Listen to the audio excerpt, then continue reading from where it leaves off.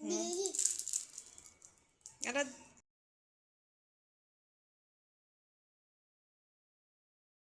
এখানে আসলে আমি এক্সট্রা করে ফালুদা রান্নার জন্য ভিজিয়ে নিয়েছিলাম সেটাই। রান্না করা কিছু দেখেন তরকারি কি সেটাই। সুন্দর লাগছে তরমুজগুলো। মাশাল্লাহ মাশাল্লাহ, অনেক সুন্দর লাগছে। এখানে এই যে আমি শরবত রেখেছি, তারপর এখানে সালাদ আছে। শরবত থেকে আমার লেবুটা পড়ে গেল। এটা আমার খুব ভালো লাগে এভাবে করে রাখতে। দেখেন সুন্দর লাগে। এখানে আমার ভাত রেখেছি, কারণ একটু যেহেতু আমরা ভাতটা বেশি পছন্দ করি। আর এখানে এই যে কাতল মাছ ভুনা করে রেখেছি। ভুনা খেতে আমার বেশি ভালো লাগে। তবে তরমুজটা কিন্তু দেখতে এরকম হলেও খেতে কিন্তু মাশাল্লাহ, মানে অর্ধেক ছিল আজকে, সেটা আমরা খাচ্ছি। আর আগে যে অর্ধেকটা খেয়েছিলাম এত পরিমাণে মিষ্টি, মাশাল্লাহ অনেক মিষ্টি, কিন্তু দেখতে কিন্তু খুব একটা লাল না।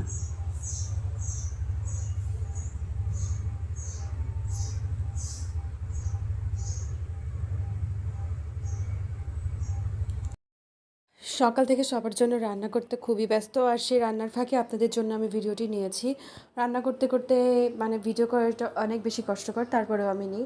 সারাদিন এত পরিমাণে পরিশ্রম আর এত পরিমাণে ক্লান্তি শরীরে, তারপরেও আসলে জীবন থেমে থাকে না, কাজ করতেই হবে, এটাই স্বাভাবিক।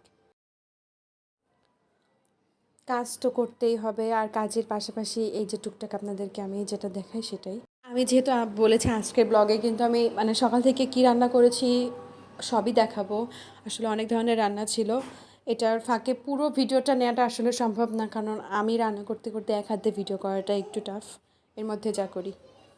আর যখন আমি ফালুদা রান্না করছিলাম ওই সময় আমি আমার মেয়ের জন্য একটু দুধ আর কি আলাদা পাত্রে রেখে দিই ওই বাটিটার মধ্যে।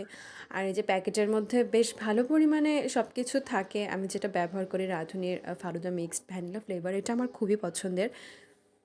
এটা রান্না করতে 1 কেজি মতো দুধ লাগে, আমি আবার তার থেকে একটু বেশিও দিই, কারণ আমার কাছে মনে হয় দুধটা কম হলে ফালুদার টেস্টটা নষ্ট হয়ে যাবে।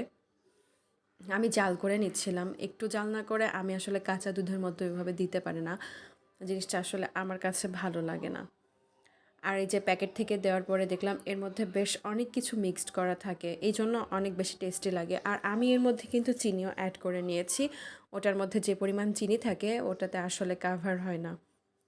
এখানে আমি আলাদা করে আরেকটু ভিজিয়ে নিয়েছিলাম, যাতে ফালুদাটা একটু বাড়তি হয়। মানে প্যাকেটের মধ্যে যে পরিমাণ থাকে ওটাতে সর্বোচ্চ আপনি 3 থেকে 4 জন খেতে পারবেন, এর বেশি না। আমার বাসায় যেহেতু অনেক বেশি লোক ছিল এই জন্য আমি এক্সট্রা করে ভিজিয়ে নিয়েছিলাম। দুধটা জাল করতেই আছি, জাল করতেই আছি একটু, তার মধ্যে ওই যে প্যাকেটের যে ফালুদা মিক্স ছিল ওটা আমি অ্যাড করে দিয়ে আর কি জাল করছিলাম।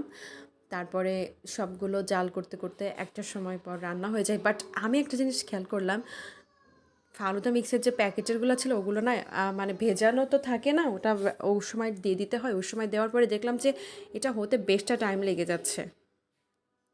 আর যে ফুলগুলো দেখতে পাচ্ছেন এগুলো কিন্তু আমি গিফট পেয়েছিলাম আমার হাজব্যান্ডের কাছ থেকে, সে আমাকে প্রায় ফুল গিফট করে, হতে পারে অনেক দামি কিছু না, কিন্তু ফুলটা আমার কাছে খুব খুব ভালো লাগার একটা জিনিস। আর এই যে আমরা ইফতারিতে নাস্তার আদার্স খাবারের পাশাপাশি কিন্তু আমরা ওটসটা খাই, সেটা আমি অনেক আগে থেকেই খেতাম। ওটস খেতে কিন্তু আপনার খুব একটা স্বাদ মনে হবে না, বাট জিনিসটা কিন্তু আপনার শরীরের জন্য খুবই বেশি হেলদি।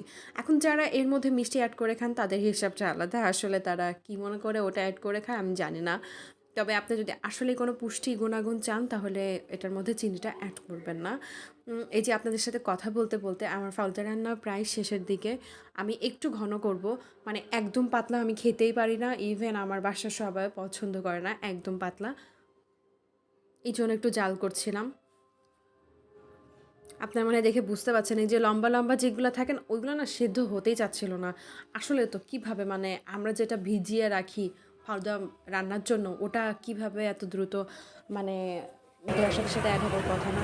আর এই যে আমি শাকসবজি কেটে নিয়েছিলাম, সেটা হচ্ছে সাথে ছোটো এখানে টমেটো, কালকে রাতের জন্য ছোটো রান্না মাছ ছিল। ছিল, এটা আমার খুব ফেভারিট। একটু আমি জানি যে এটাও কোনো কথা এখন মেক বলছি না, করতে তারপরে হবে, শুরু আসলে এটা করছি। দিয়ে একটা রেসিপি তৈরি করব। আর দেখেন আচার বানিয়েছিলাম, আজকে আচারটা খুব টেস্টি হয়েছে। আবার সেই ফ্লাওয়ারগুলোর কাছে আপনাদেরকে নিয়ে গেলাম, কারণ এটা আমার খুবই পছন্দের, অনেক মানে অনেক পছন্দের। আর এটা আমি কিছুদিন বাঁচিয়ে রাখার জন্য পানির মধ্যে রেখেছিলাম। তখন দেখছি যে ওটার মধ্যে যে কড়িগুলো ছিল সেগুলো দেখলাম যে ফুটতে থাকছে। দেখে কিন্তু বেশ ভালোই লাগলো আমার। আসলে এখানে না আমি ২ টা ফুল চিনি, এছাড়া আরেকটা ফুলও চিনি না। আপনার যেটা সাদা ওইটা আর হচ্ছে গোলাপটা। বাকি ২ টাকে কি ফুল বলে ওটা কিন্তু আমি জানি না। আপনারা জানলে কমেন্ট করে জানাবেন আমাকে।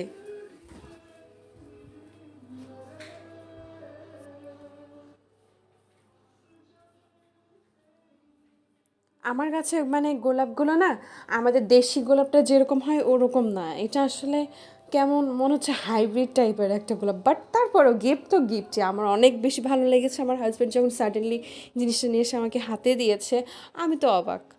যদিও বা সে মাঝে মধ্যেই দেয়, বাট বিশেষ করে রাগ ভাঙানোর ক্ষেত্রে সে এটা বেশি ব্যবহার করে। আর আমার ব্লগটি ভালো লেগে থাকলে কিন্তু সাবস্ক্রাইব করে অবশ্যই পাশে থাকবেন। আমার ঠান্ডা লাগার জন্য আমার ভয়েসের এই অবস্থা, কথা বুঝতে না পারলে আমি আন্তরিকভাবে দুঃখিত। Thank you. আল্লাহ হাফিজ।